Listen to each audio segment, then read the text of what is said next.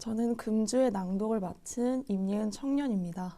오늘은 3월 20일 월요일입니다. 오늘 우리에게 주신 하나님의 말씀은 에스더 4장 13절부터 17절까지의 말씀입니다. 모르드게가 그를 시켜 에스더에게 회답하되 너는 왕궁에 있으니 모든 유다인 중에 홀로 목숨을 건지리라 생각하지 말라. 이때에 내가 만일 잠잠하여 말이 없으면 유다인은 다른 데로 말미암아 노임과 구원을 얻으려니와 너와 내 아버지 집은 멸망하리라.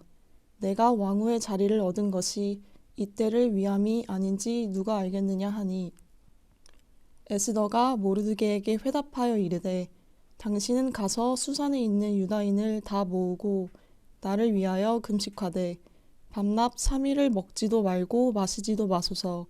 나도 나의 시녀와 더불어 이렇게 금식한 후에 규례를 어기고 왕에게 나아가리니 죽으면 죽으리라 하니라.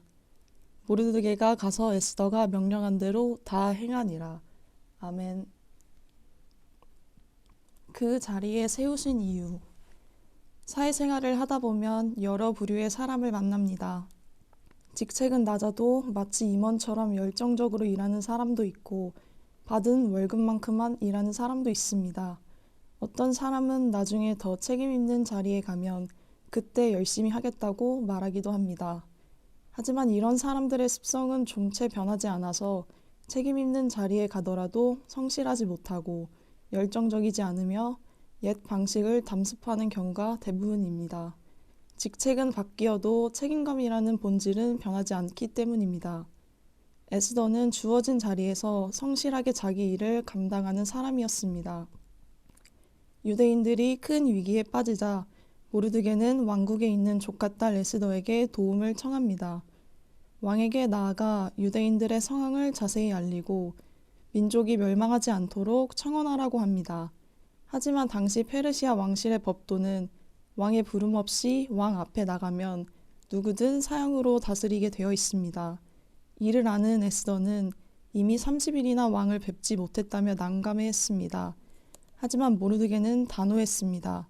왕후의 자리에 오른 것이 바로 이런 일 때문인지 누가 알겠느냐며 유대인들의 풍전등화 같은 처지를 외면하지 말라고 강력하게 경고합니다.